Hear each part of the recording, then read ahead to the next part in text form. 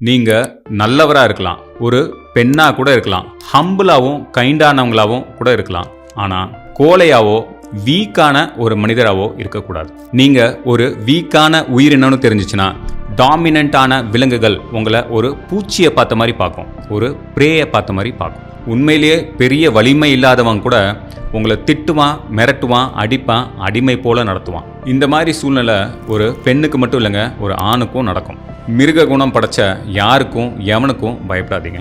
நீங்கள் ஒரு வீக்கான பெண்ணாக இருந்தீங்கன்னா, ஒரு மிருக குணம் படைச்ச ஒரு டாமினன்ட் உங்களோட கணவர் உங்களை ஒரு நாயை போல நடத்துவார். அது மட்டும் இல்லை, நீங்கள் ஒரு வீக்கான பெண்ணுன்னு தெரிஞ்சால் சில நேரங்களில் உலகத்தை பற்றி நல்ல ஆழமாக புரிஞ்சிக்காத உங்களுடைய வளர்ந்த குழந்தைகள் உங்களை துச்சமாக கேவலமாக நடத்துவாங்க. வேலைக்கு போகிற இடத்துல கூட, ஏன் கார்ப்பரேட் ஆஃபீஸுன்னு சொல்கிறோமே, அந்த மாதிரி சூழ்நிலையில் கூட நீங்கள் ரொம்ப வீக்கான ஒரு ஆள் அப்படின்னு தெரிஞ்சுன்னா உங்களை டாமினேட் பண்ணி உங்களை அடக்கி ஆள்றதுக்கு அங்கே மிருக குணம் படைச்ச சில மனிதர்கள் இருப்பாங்க. காடுகளில் 2 குரங்கு புதுசாக சந்திச்சுக்குச்சு அப்படின்னு வச்சுக்கோங்களேன். அதில் ஏதாவது ஒரு குரங்கு டாமினன்ட் பொசிஷனை எடுத்துரும், இன்னொரு குரங்கு கொஞ்ச நேரத்தில் சப்மிசிவாக அடங்கி போயிடும். நாமெல்லாம் மனிதர்கள்னு சொல்லிக்கிட்டாலும் நம்மளுடைய உள் உணர்வு அப்படிங்கிறது ஒரு விலங்கியல் உணர்வு தான். ஒரு குரங்க போல உள்ளுணர்வு தான் நமக்கும் கிட்டத்தட்ட இருக்கு. அதனால தான் நீங்க வீக்கா இருக்கிறது தெரிஞ்சா இருக்கவர் உடனே ஒரு டாமினன்ட் பொசிஷன் எடுத்து ஈஸியா உங்களை அடிமைப்படுத்துறதுக்கு முயற்சி செய்வாங்க. வாழ்க்கைனா என்ன